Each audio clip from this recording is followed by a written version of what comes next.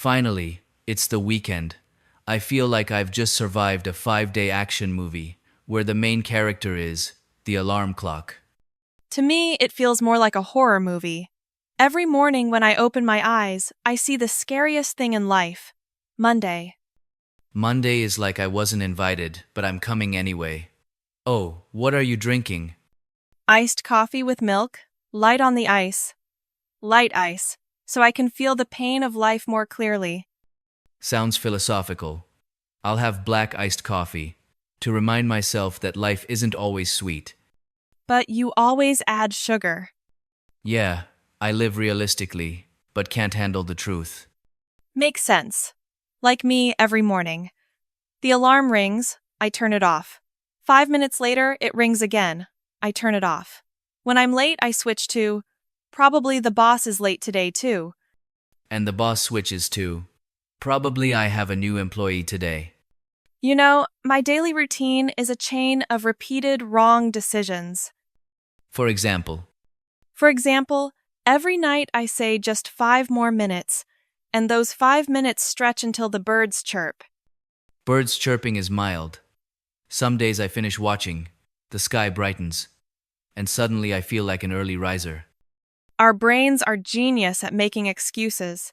Staying up late is called investing in mental health. Sleeping in is called taking care of health. Eating late at night is replenishing energy. And gaining weight is called maturing. Speaking of eating, have you noticed? Every day we have to answer the hardest question in life. What to eat today? Exactly. A question that seems simple but destroys so many friendships, families, and weight loss wills. I have a strategy. Every time I don't know what to eat, I eat what I had yesterday. So you don't need to ask what to eat, just bored yet. Usually, not bored yet before getting hungry again. Adult life is so funny. As kids, we wished to grow up for freedom. Grown up, we realize freedom means taking care of yourself. Taking care of electricity bills, water bills, internet bills, and bills for midnight shopping decisions. Don't remind me. I once bought a juicer thinking I'd drink healthy juice every morning. Result? It's now a stand for kitchen towels. At least it has a use. What about you? I bought a massage chair. Used it exactly twice. Now every time I look at it, I feel pressure. You bought me but don't use me. Why? The stuff in our homes is like silent but judgmental. Like houseplants. They just watch us wither away. I once told a plant, hang in there, I'll water you at the end of the month. Plant. Well, this life is over. But anyway, those little daily things make life amusing. Yeah, like rushing in the morning, wearing shoes on the wrong feet, and realizing halfway. Or putting on a mask and still trying to unlock the phone with Face ID.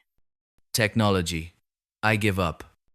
But on weekends like this, sitting with coffee, talking random stuff, suddenly everything feels lighter.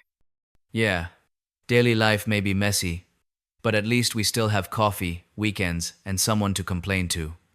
Complaining in a fun way. And laughing before the new week hits. Hey, David, What's wrong? let's survive next week too. Yeah, but now, let's have another cup.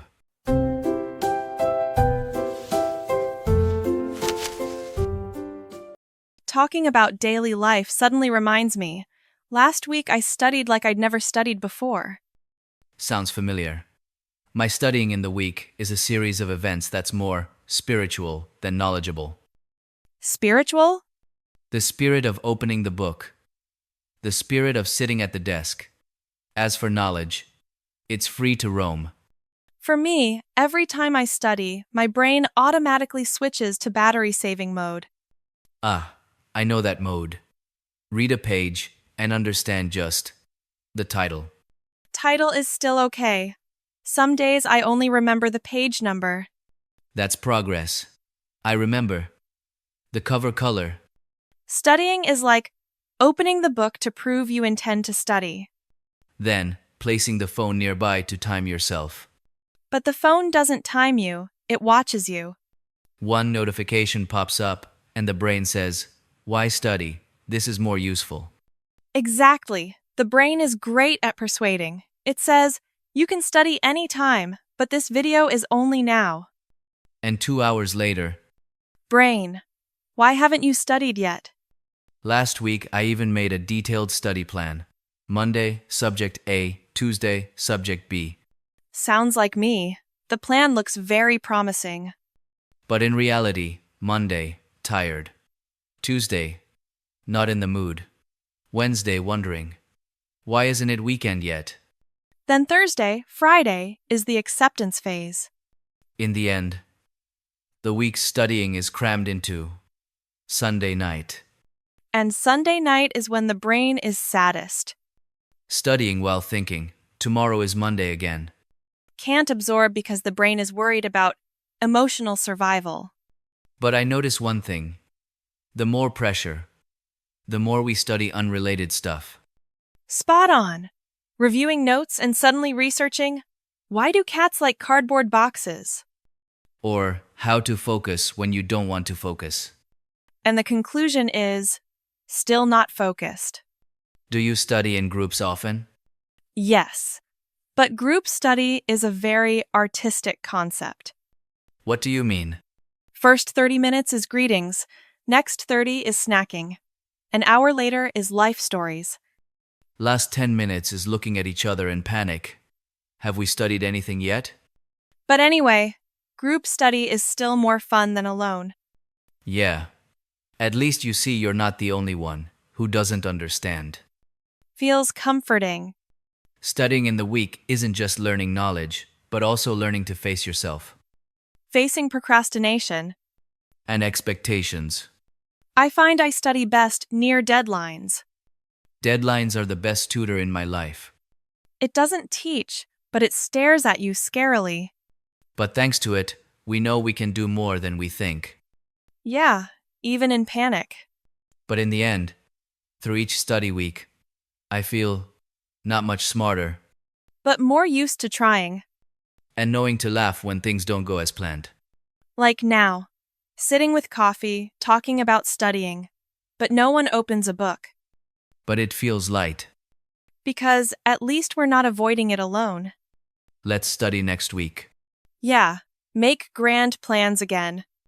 And break them very responsibly. David. What?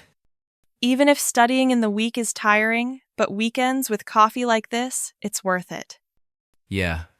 Not great at studying yet, but live for fun first. That's right.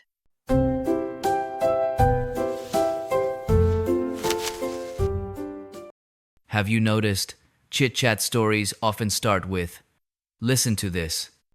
And end with, never mind. But while talking, very passionate. Because chit-chat doesn't need to be right, just fun. Like that table over there. They're talking about someone's new haircut, like analyzing business strategy. Haircut is a big decision. One mistake and hat for a month. I once got a haircut, went home, didn't dare look in the mirror. I looked in the mirror and consoled myself. Hair will grow back. Life has many things we do just to believe time will fix it. Like buying sale items. Buy because cheap, not because needed. Then hang in the closet, waiting for the occasion. That day hasn't come. Buy more new stuff. Very economic loop. Chit-chat is like that. Some stories we repeat, though they go nowhere. Like, when will we be rich? Or, why does time fly so fast lately? Time flies because we sit with coffee a lot. Makes sense. Each cup of coffee is an hour gone. But without it, feels missing. Like missing stories to tell. Have you noticed? Chit-chat helps us understand others more. Yeah. Through seemingly meaningless stories.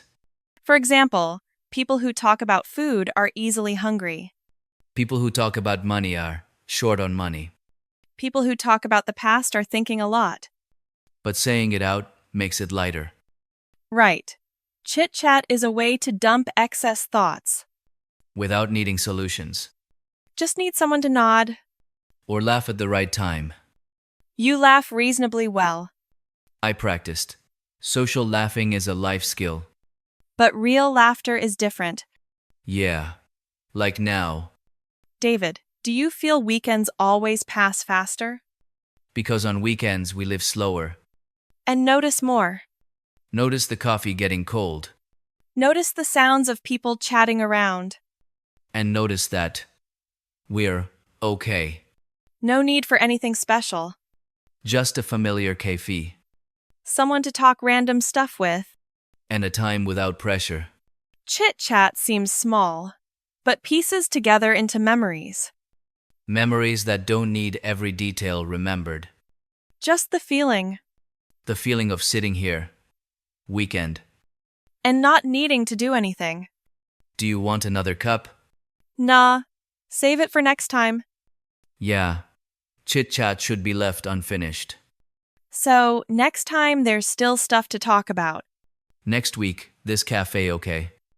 Yeah, same spot. Same coffee. And same headless, tailless stories. Have a fun weekend, Lily. You too, David.